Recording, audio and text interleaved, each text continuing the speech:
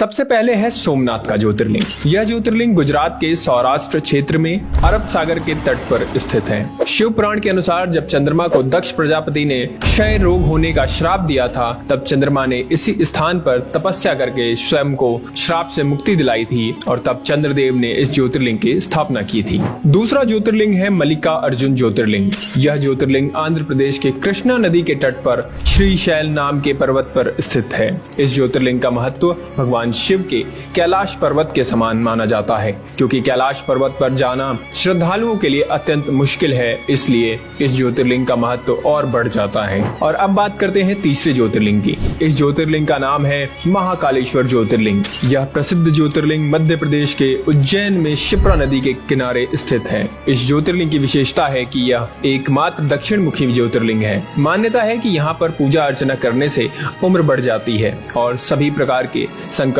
टल जाते हैं। चौथा ज्योतिर्लिंग है ओमकारेश्वर ज्योतिर्लिंग। यह ज्योतिर्लिंग मध्य प्रदेश के प्रसिद्ध शहर इंदौर के पास स्थित है। जिस स्थान पर ज्योतिर्लिंग है उस स्थान पर नर्मदा नदी बहती है और यह नदी चारों ओर बहती है, जिसमें यहाँ ओम का आकार बनता है, इसलिए इसे ओमकारेश्वर के नाम से जाना जाता है। मान्यता है कि तीर्थयात्री सभी तीर्थों से जल लाकर ओमकारेश्वर में अर्पित करते हैं और तभी उनके सारे तीर्थ पूरे माने जाते हैं। पांचवा है केदारनाथ ज्योतिर्लिंग।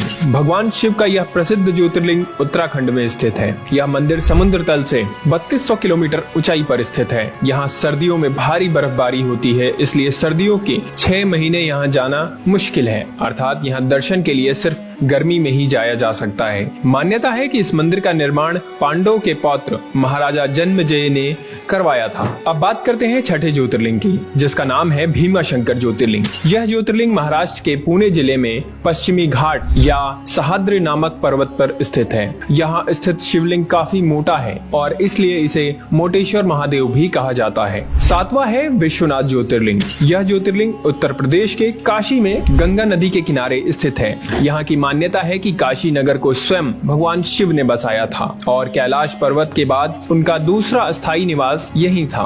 कहा यह भी जाता है कि काशी भगवान शिव के त्रिशूल पर टिका हुआ है और माना जाता है कि जिस जगह ज्योतिर्लिंग स्थित है वो जगह कभी भी लुप्त नहीं होती और सदियों से वैसी की वैसी स्थापित है। कहते हैं जो भक्त इस शहर में आकर भगवान शिव की पूजा करते हैं उन्हें हर तरह के पाप से मुक्ति मिल जाती है। आठवां ज्योतिर्लिंग है त्र्यंबकेश्वर ज्योतिर्लिंग। यह ज्योतिर्लिंग गोदावरी नदी के किनारे महाराष्ट्र राज्य के नासिक जिले में स्थित है। कहा जाता है कि गौतम ऋषि और गोदावरी नदी के बुलाने पर भगवान शिव को इस ज्योतिर्लिंग में आकर बसना पड़ा था। इस ज्योतिर्लिंग की सबसे खास बात यह है कि यहाँ ब्रह्मा, विष्णु और महेश तीनों ही विराजित हैं, जबकि अन्य सभी ज्योतिर्लिंग में केवल भगवान शिव ही विराजित हैं। अब बात करते हैं 9वें ज्योतिर्लिंग की, जिसका नाम है वैद्यनाथ ज्योतिर्लिंग। यह ज्योतिर्लिंग झारखंड राज्य के देवघर में विराजमान है। मान्यता है कि इसे लंकापति रावण ने स्थापित किया था। दरअसल इस शिवलिंग को रावण ने अपने 9 सिरों की भेंट चढ़ाकर भगवान शिव से वरदान मांगा था। 10वां ज्योतिर्लिंग है नागेश्वर ज्योतिर्लिंग। यह ज्योतिर्लिंग गुजरात के बडोदरा क्षेत्र में गोमती द्वारका के पास स्थित है।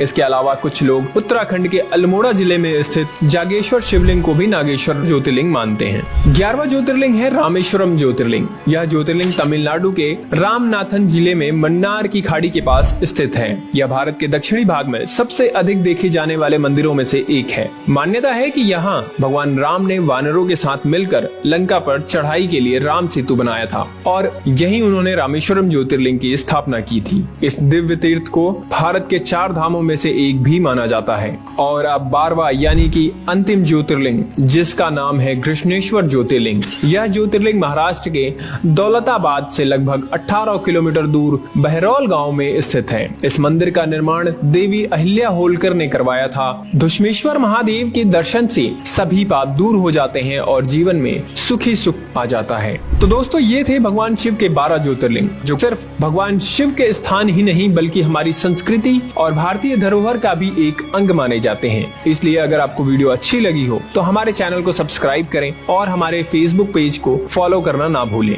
वीडियो को लाइक करें और इसे शेयर करें, क्योंकि हम आपके लिए इसी तरह के और भी वीडियोस लाते रहेंगे। तो मिलते हैं आपसे अगली वीडियो में, तब तक के लिए हर हर महादेव।